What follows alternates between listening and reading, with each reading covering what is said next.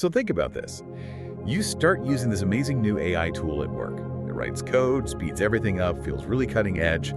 But then you find out it was hacked.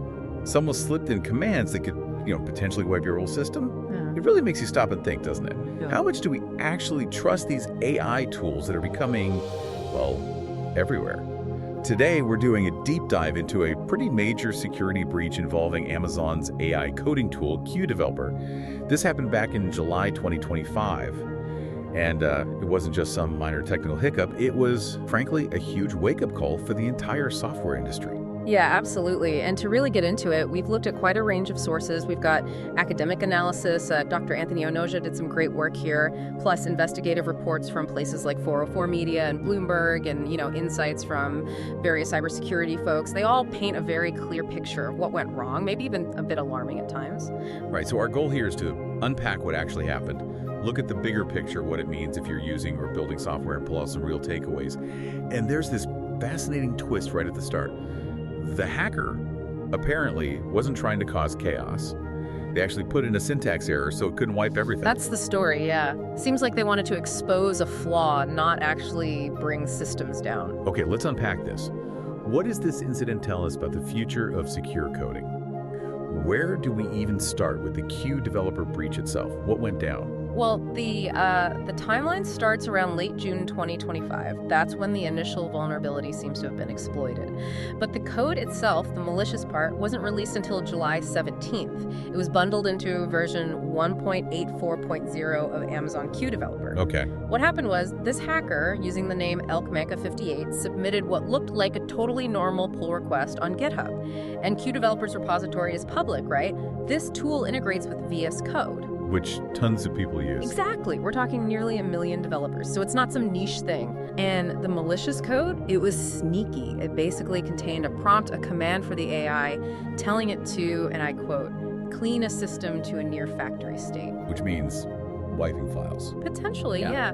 Deleting local files, maybe even AWS cloud resources. Just devastating potential. How did they even get that in? Well, that's the key. They found a flaw, a misconfigured workflow is how it's described.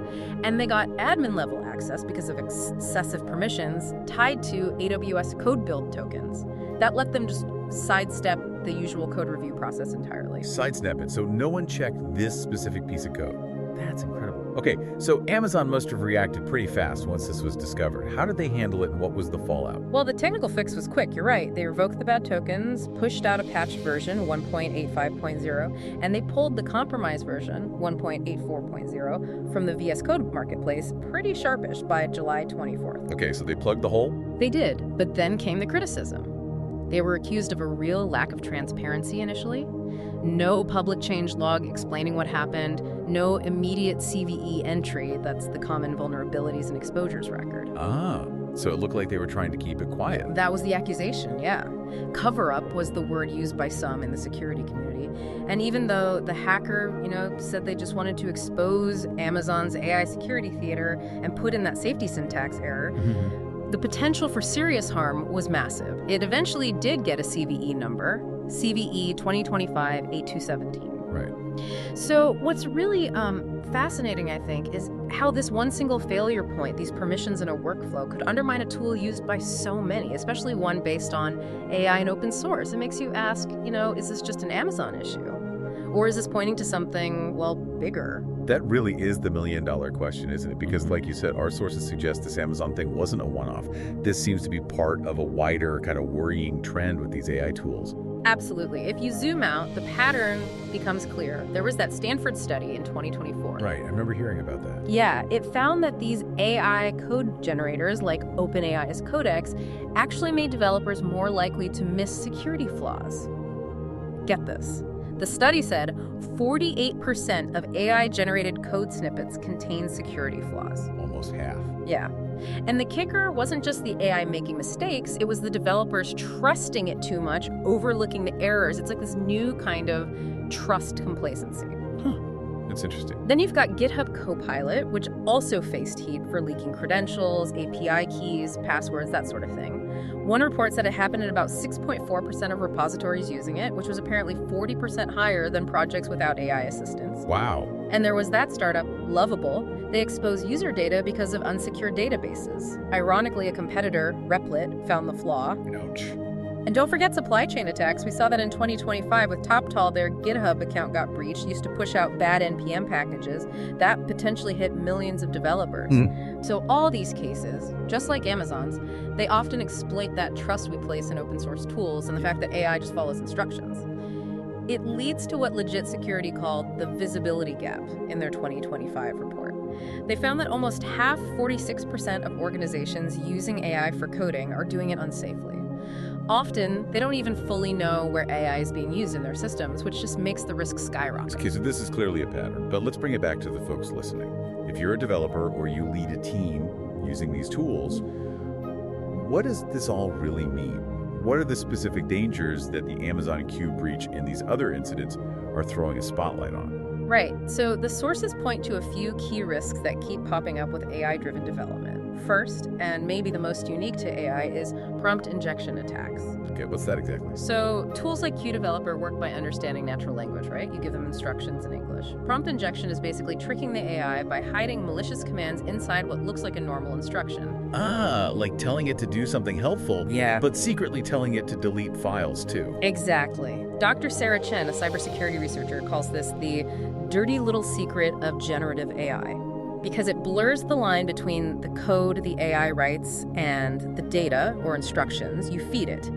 Our old security models aren't great at catching that. Okay, that makes sense. What else? Second is supply chain vulnerabilities, which we saw clearly with Amazon. Open source code is great, but if the process for contributing or reviewing code isn't tight, like having those excessive permissions or lax review processes, bad stuff can slip in. The repository becomes an attack vector. Right, the front door is unlocked. Precisely. Third, there's the lack of transparency issue. Amazon taking down the bad version quietly. That damaged trust. For tools that need deep access to your system, you need to trust the provider. Experts are really clear. Open, honest disclosure is the only way to rebuild that confidence. Then there are the systemic risks. This isn't just about one tool's bug. It reflects a kind of immaturity in how we secure the whole AI development pipeline DevSecOps for AI. Keith Prabhu from Confidis put it well. The rapid pace of AI adoption outstrips security governance. We're moving too fast for the safety checks. We're building the plane while flying it, essentially. Sort of, yeah. And finally, there's this concept of vibe coding. Vibe coding. Yeah, it's where developers lean really heavily on AI, giving it high-level prompts like, build me a login page that feels secure, coding based on a vibe or feeling. Okay. It makes development more accessible, which is good in a way, but it means you might not understand the underlying code the AI spits out, potentially introducing vulnerabilities you don't even see. It creates new attack surfaces. So the fact that AI can just take instructions and run with them, potentially harmful ones, like in the Amazon case, it really forces a rethink, doesn't it, about how we design and use these things. All right, so we've laid out the risks pretty clearly. The big question now is, what do we do about it? For the engineers listening, for the organizations adopting these tools, what are the actual steps? Our sources must offer some solutions, right? We definitely do. It's not all doom and gloom. There are concrete actions organizations can and really should be taking. First up, strengthen those code review processes. This isn't new, but it's critical. We need really rigorous checks for any code coming in, especially from external sources or AI. That means automated scanning and mandatory human review. Amazon's failure here was partly down to inadequate review workflows. So that's lesson one. Makes sense. Human eyes are still needed. Absolutely. Second, limit permissions. This is basic security hygiene, but it's crucial for build systems and code repositories. Use the principle of least privilege. Don't give build tokens or contributors more access than they absolutely need. Yeah. That directly counters how the Amazon breach happened with those excessive permissions. Right. Close those wide open doors. Exactly. Third, enhance the AI's own guardrails. We need to train these AI models to be more security conscious themselves. Teach them secure coding practices by default. Train them to spot and reject unverified or suspicious commands. The Stanford researchers suggested things like refining the prompts we give AI to filter out malicious instructions before they even get processed. So make the AI part of the solution, not just the problem. Ideally, yes. Fourth, monitor and audit AI behavior. You can't secure what you can't see. Organizations need tools and processes to continuously watch what AI tools are doing, where they're deployed, and audit their outputs. This helps prevent unauthorized AI use or shadow AI. Keep tabs on your digital assistants. You got it. Fifth, educate developers. Engineers need training on these specific AI threats like prompt injection and the unique supply chain risks AI introduces. As AI becomes a standard part of the toolkit, developers need to understand its specific failure modes. So security training needs an AI module now. Pretty much. And finally, embrace transparency. This is more for the vendors like Amazon. When something goes wrong, issue timely advisories, get those CVEs out. Being upfront builds trust even if the news is bad. Hiding it just makes things worse in the long run. Amazon's delay is a key lesson here. Yeah, it really feels like this needs more than just tech fixes. It's about changing how organizations think about and manage AI, a real cultural shift. Indeed. Yeah, I think this Amazon Q breach, it's a real watershed moment. It truly exposed how fragile our trust can be in these AI tools, even from major players. And look, the generative AI market is exploding. Forecasts say it'll jump from maybe $4 billion in 2024 to, $13 billion by 2028? It's huge growth. Massive, and security absolutely has to keep pace, preferably get ahead. We are starting to see some movement things like the AI Security Alliance, efforts to create secure AI frameworks. That's positive, but like you said, it also requires that cultural shift. Developers need to view AI assistants more like talented interns. Talented intern. Yeah, they can do amazing work incredibly fast, but you still need to supervise them, check their work, guide them. You don't just hand them the keys to the kingdom and walk away. That's a great analogy. Yeah. Don't treat them as fully autonomous agents yet. Exactly. And we're seeing other companies maybe learning this lesson. Alibaba launched their Qwen 3 coder around the same time, July 2025, and they made a point of emphasizing secure integration with external tools. So maybe the industry awareness is growing. Hopefully. But without real systemic changes, things like standardized security protocols for AI development, maybe even third-party certification, the risk of more breaches is definitely there. So it boils down to this. The incredible power of generative AI runs with it a massive responsibility to lock it down. Vigilance really is the price we pay for progress here. Wow. Okay, so this deep dive really hammers home that the Amazon Q developer breach is, a serious cautionary tale.